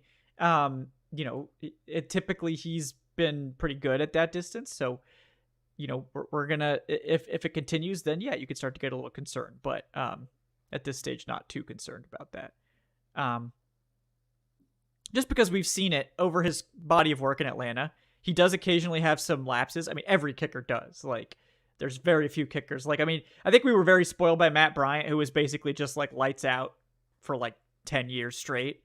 Most kickers, like you do get a little bit of ebb and flow, but I think the thing about Koo is like when he absolutely has to nail a kick, he pretty much does that, like with consistency. And the one time he didn't, he actually secured the Falcons a much better pick by missing that kick. It was against the Chiefs that one year. So I think that was especially clutch, actually, on Koo's part, to not win that meaningless game by just barely missing that kick. So we'll see. And then Ray Moon says, I actually think Ritter does have an arm. I saw him zip a couple passes today. Yes, I mean, it's not about Ritter's raw arm strength, but there's definitely something where we're trying to figure out like why the accuracy is not always there. And, probably smarter people than me can figure that out. Like I said, I scout quarterbacks based off vibes. The vibes are not immaculate right now for Ritter. I'll say that. That's about what I can give you there. But, yeah, I mean, he's got to figure out how to get that accuracy under control. But really, I think it's just being more decisive and reading the field. I think that's where we've seen the biggest issues. And those are basically the things that rookie quarterbacks struggle the most with, is being able to read the field quickly, being able to get the ball out quickly and be decisive with those reads. And, I know people were like, oh, well, Jared Goff had pressure today and, he was able to play okay. Jared Goff's like a 7-year veteran. Just think about what you're comparing to when you do this. Like, Jared Goff's been in this offense this is the 3rd year now, I believe, in Detroit. He's like a 7-year veteran. And yeah, he does process and see the field quicker and he's more decisive with his throws. If Ritter was a 7-year veteran and he was playing like this, we'd be like, why is he playing? No, he's played, Goff has played 7 years. Ritter has played 7 games. So just think about what you're comparing. I know everyone wants to see it immediately. And if you don't win, then your time is short in the NFL. We all know that, but just think about what you're saying when you compare veteran quarterbacks who have done it, have played in Super Bowls, to Desmond Ridder, who's played 7 games. Just think about what you're doing, when you make that comparison. And if Ritter was better than that 7-year veteran, we'd be like, oh my God, wow, we've nailed this. This is a Russell Wilson-esque pick, and so just saying. No, you're right. But that's why I bring up expectations. Again, it's in terms of the two quarterbacks, not even what is expected of them, what's expected of the teams. A lot of people, especially after Hard Knocks last year and how the Lions finished the season last year, that's everyone's favorite pick to win the NFC North. A lot of people, or a lot of pundits, are predicting the Falcons to win the NFC South. Again, a lot of Falcons fans, a lot of people in the chat. Once again, I say, shout out the chat. Think the Falcons can and should win the NFC South. I'm in that boat. You see guys like Arthur Smith is now going to be a weekly thing on the Pat McAfee show. There's just certain things that are coming along with this. And as we know, once you have expectations, you get under the microscope a whole lot more. And that's where Desmond Ridder is now. And so, I think it's the same thing for Jared Goff. Once Jared Goff got traded from the Rams for Matthew Stafford, where, Sean McVay basically said, hey, I need that guy to win a Super Bowl. I can't win a Super Bowl with him. You looked at Jared Goff differently. A lot of people looked at Jared Goff differently. And so now all of a sudden, though, because the Lions have expectations and we saw what Jared Goff did last year, now it's like, oh, okay, now we expect Jared Goff to, be this or that. And that's, like I said, that's where I think it's a situation with Desmond Ridder. I think if you would have looked at the last 4 games last year, everyone outside the Falcons meeting room, locker room, and all of that, you would have expected much of Desmond Ridder. But once you make all those moves, and this is where I go back again before to my statement or my point about all the moves is that you made this offseason is why you better be right about Desmond Ridder's, because once you make all those moves and you lock in about Desmond Ridder, now there's expectations. Right? Even when you brought in Taylor Heineke and you told him, I'm just letting you know, you're not competing for a starting spot. You're going to be the backup. You have those expectations. So the guy that you put out there, that's supposed to be the guy, he's got to look like it. Yeah. Yeah, exactly. So we got to see it. We got to see it sooner or later. All right. Yeah. Last two donations. If you guys donate after this, I may not be able to get to it today because we do have to wrap up at some point. I mean, I appreciate it, honestly, but yeah, so try to save a few takes for Wednesday. We'll definitely get to more stuff on Wednesday. But George with the $2 says, if only Aaron were here, I'd ask him if he's sure Felipe Franks isn't the answer at quarterback. Would he have been worse today? Yes, George. Yes, but yeah, maybe he would have had more rushing yards, probably because they would have had to run him about 20 times. But yeah. That's about it, I think. Solaire says, you Braves fans are so pathetic and weak. No, I'm just kidding. You guys will win this. It's such a no-brainer. This is like the Cell games. We're expecting the Braves at the end. It could be worse. You could be an Angels fan. So. Oh, brutal. Even I understand that reference to some extent. So. Yeah. All right, guys. Before we take off, do want to recap my prize picks this week, which did not go super great. We were close with obviously Bijan got more than his expected 24.5 receiving yards. That one is just a layup if it stays that low. Younghoe Koo, unfortunately, because of the does miss his 6.5 point kicking number. If he doesn't miss that field goal or doesn't even attempt that field goal, he would have 7 fantasy points. If he had gotten that kick, obviously he would have had like 20, or he would have had like 12. So we would have been really good. But none of it mattered because Josh Reynolds, who I was like, yeah, I think AJ Terrell's probably going to be on Amon-Ra and maybe Reynolds will get free. No, Josh Reynolds had 0 catches for 0 yards. So we were way off on, the more than 41.5 for Josh Reynolds, who probably crushed your fantasy team if you tried to start him this week as well. So no luck this week, but hey, we're 2 for 3 now. So just like the Falcons, we're 2-1. We're 2-1. So, you can't win them all. Can't win them all, guys. But do want to, again, thank PrizePicks for sponsoring the show. It's been fun checking out PrizePicks. And again, guys, if you're interested in getting involved with PrizePicks, it is daily fantasy. So it's available in 31 states, including Georgia, because it's daily fantasy, right? And again, you pick 2 to 6 players, decide they'll go more or less than their PrizePicks projections. The more players you go with, the more you can win, all the way up to 25 times your money. And you're competing against the projections, not against other people. Make sure to check out stuff on Tuesday and Friday, because they do run a lot of specials then, where usually the numbers are a little bit lower. It's also not just NFL, and you could do it any day of the week. So NFL, NBA, MLB, all that good stuff. All first-time users that deposit and use our promo code DBB will receive a 100% instant deposit match up to $100. That means if you deposit $100, PrizePicks will match and give you $100. If you deposit $50, PrizePicks will give you $50. Just make sure to use that promo code DBB, and we'll get back on the horse just like the Falcons next week, and we'll get a big dub. But hey, can't complain too much, being 2-1 right now, and the Falcons shouldn't complain too much either. You get a lot of leeway at 2-1. Like, if you're 0-2 and you go to 0-3, your season's over, like, statistically speaking. At 2-1, we're barely even registered on the radar of panic at this point in terms of statistical significance. So we'll be back obviously this week with lots more content, guys.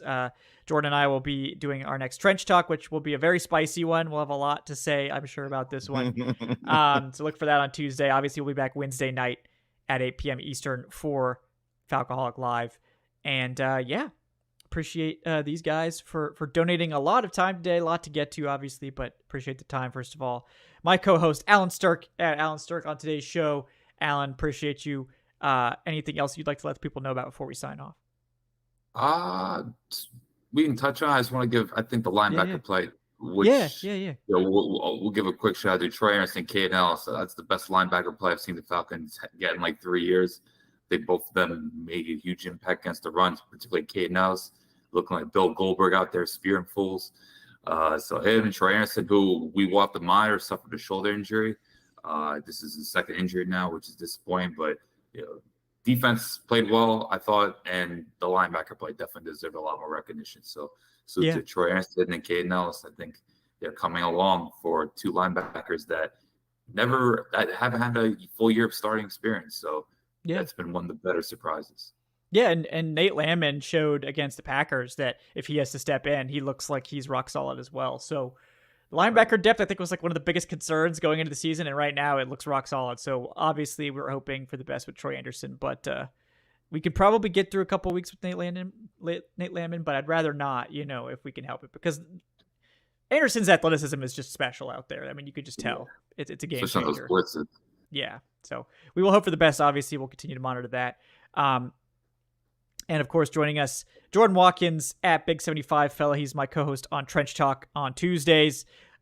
Jordan, anything else you'd like to let the people know about before we sign off? One thing real quick. I want to shout out Corey, and I want to shout out Solaire again, because they were showing me love in the chat. I really appreciate it. But shout out everybody who was joining us today. And I just want to give people context as to how I look at this team. Even when we win, and we're going to win a lot, I really do believe that, I'm going to be critical about how it looks like when they win, just because of, again, I'm thinking big picture of, hey, if we're going to win the division, this has to be here. Or if we're going to win a playoff game this year, when we're hosting at the Benz for the first time ever, it's got to look like this, So like that's how I approach this.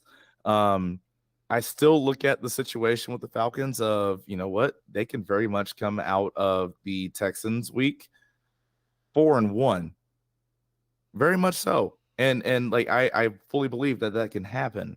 Now at the same time, like I said, I'll also look at how that 4-1 looks. Again, like even last week, and of course, if you looked at our Trench Talk episode last week, we talked a lot about how that O-line looked in that first half. And they struggled against that Packers, the Packers D-line in the first half. So I'm always going to be happy with wins. 2-1 is good. Obviously, I think we all agree we could be 3-0, should be 3-0. Like the Falcons didn't play their best game today. Yeah. All right. Like the Falcons didn't play their best game. But overall, that's just how I approach the game. So, yeah, I'm going to be, pretty harsh on certain things, even if certain things look good. They don't look good, yada, yada, yada. But again, 4-1 coming back after the Houston game. That's got to be the goal right now, and that's what I'm looking for. Yeah, and just guys, like the Falcons were in this game. Like if they score on that after that turnover, we're probably feeling very differently. Obvious, and like they made the right decision to go for it, like and not kick the field goal there. That was absolutely the right call. They don't get it, but like they were not out of this game until after that, and the defense again. If the defense keeps playing like this, they're going to be in pretty much every game. We just need the offense to come around, and we need the defense to continue growing. I mean, again, the defense should get better. Like, this is a new scheme with new personnel. They haven't been together very long. Like, this defense should get better. I didn't see Jeff Okudah out there. Like, I don't know what happened, if he didn't play or, like, did he play earlier in the game? Yeah. I saw he was dressed up. He dressed out. Yeah, he was active. I guess they just whatever. They use him, like, in dime packages. Oh, okay. Yeah. So they're still working it back. Easing him in. Yeah, exactly. I gotcha. Yeah. All right. Well, we'll see. I mean, again, it should get better. So that's the hope. And then we'll hope that this is again, like just like the Lions, they got punched in the mouth last week by Seattle, put up 37 on them, and they bounced back and came out to play. The Jaguars just got their asses kicked this week. So can the Falcons again bounce back from this and show that they can improve and beat a team? And the Jaguars' run defense is a big problem for them. So, maybe this is a place where we can bounce back on the ground, and we'll see. But again, the Jacksonville Jaguars have a good offense too. So can the defense continue to keep this close, and can the Falcons' offensive line improve? Because it can't look like this, or they're not winning shit. So we got to do better than this. We can't do this. This is not going to work very long. So I'll see y'all bright and early, 6:30 a.m. on the West Coast. That's where I am in California. So I'll see y'all bright and early next week. Can't wait. Yep. Oh my goodness. Yeah. All right, guys. Thank you so much for joining us. Today's show was brought to you by BetOnline. Once again, thanks to Alan Strk and Jordan Watkins for hanging out for this very, very extended edition of the Falcaholic Live. And we will see you guys very soon for the next episode. Until then, guys, have a great night. Thanks again.